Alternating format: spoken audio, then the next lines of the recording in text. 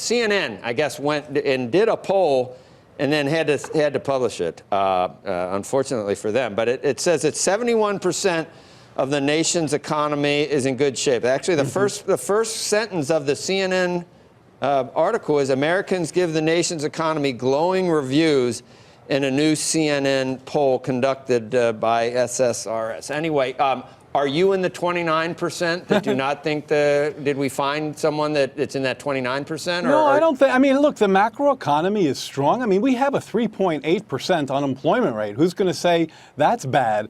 We've been closing in on full employment, if not surpassing it for a while. And that's even driven up wages, and we've had low inflation, so we've seen some real pay gains. As far as how people are doing, kind of going from the macro to the micro, I mean, you can still find pockets of folks who've been left behind, and they're not trivial. Certainly, if you look in some of the areas of the Midwest where factories are closing, Trump himself is tweeting his thumbs off about those problems. As far as the president getting credit, I mean, look, every president takes credit for a good economy and tries to defer blame for a bad one. Trump inherited some very positive trends. He's riding them. And I would argue that the fiscal stimulus provided by both Republicans and Democrats, all that deficit spending, probably added a point to GDP growth last year. But as that fades, and that's where we are right now, things are starting to slow. Jared, in the report, you just heard what Elon was talking about. Right. And you were a Biden guy, so I'm not necessarily tarring you with the current center of the Democratic Party at this point. And one of the reasons I think Vice President Biden might, if he enters, he'd probably be the front runner is because he's not where it is. But do you think that the proposals being bandied about right now and you're a Democrat, in most of the sectors of your party, do you think that those would improve on the economy that we have right now, or do you think that they would have a deleterious effect on the economy?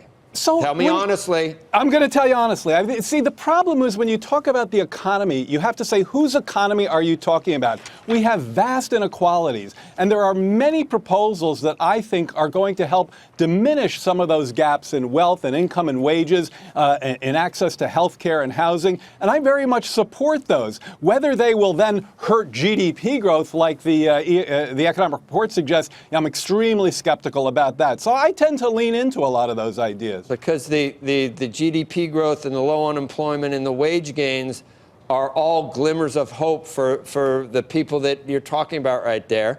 And if you do things that I guess you just are like saying that don't have any effect, like a 70% tax rate is not going to hurt the GDP or the economy. I mean, correct. Okay, let me ask Conrad. It's a top marginal tax rate. Let's be clear about that. Well, you understand I understand that, how it works. Yeah, there's a lot of good. There's actually very solid. All right, well, I don't know about spending $93 trillion on. Hey, Joe, did you know that you do know that the U.S. economy used to grow much more quickly with much higher marginal tax rates? Well, I do know that in the Eisenhower years, that no one paid anywhere near 90%, and people just like you tell me that. The two things holding the economy back now are structural, and it has nothing to do with that. It has to do with not having enough people of the population. It's not having enough immigration and not having enough productivity. That's why we can't grow past 2%. So it's not the same economy where 90% marginal rates. We were rebuilding after World War II, and no one paid 90%. Yeah, I'm making a very simple empirical point that the average tax rate for years when GDP was faster than do you dispute that when Reagan cut rates that he unleashed the American economy and decades of higher than average growth? Conrad, you're here to talk. I hate to jump to this great debate, but we have more recent experience with the higher marginal tax rates, right? Not in the U.S., but in the U.K. They raised the top marginal tax rate from 40% to 50%. Revenues from top earners went down after they did that, so they lowered it back to 40%. So I think there is more recent experience that these high top marginal tax rates are not necessarily good for the economy. But if we move away from the tax debate and talk about some of Trump's measures, and that tax cut, for example, I think a lot of people talk about it being a short-term sugar rush to the economy, and I'm not really a believer in that. I mean, if we look back, we had pretty close to a business investment recession in 2015 and 2016, and all of us sit here and lament about the slow productivity growth rates. We had a tax cut, corporate tax cut, which is the part of the tax cut that I think was positive for the economy. And 2018 was the strongest year for business investment in 7 years. So that's the kind of thing that we need to see to get the capital stock up, to get productivity growth stronger, which is something that I think should be a goal for all of us. And in terms of the inclusiveness, if we look at some of the other developments in the economy since the tax cut, we had job growth that was running 180,000 per month. In the 14 months since the tax cut, job growth has picked up to 215 per month.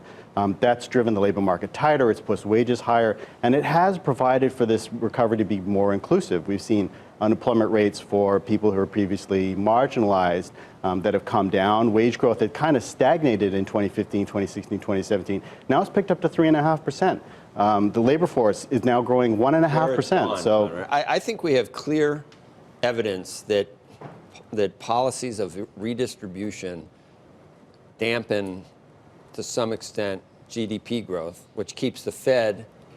I look at the 8 years of the Obama administration where we were at zero and asset prices got marked up as the Fed tried to sort of engender a wealth effect. And anybody who had assets, they did really well for those 8 years. So all of the talk about trying to help the people that need the most help through redistribution, all it ended up doing was exacerbating income inequality. And you know, we hear trickle down doesn't work, but anything short of growing the pie, and hopefully the labor market gets so tight that everybody starts getting raises because you don't have to stay in a job where you make no money. That's how you organically solve income inequality. Yeah, am I right or am I right? No, I think that's correct, and I think that we have seen the expansion become more inclusive since the tax cut, and I think that's a function of the pickup in growth that we've seen since that tax cut. I mean, more importantly, going forward, I think that it's going to be positive for productivity growth. I think the powers that be, we lost Jared because of a technical reason, but I think the powers that be wanted me and Conrad to be able to agree You mean on our Conrad. Yeah.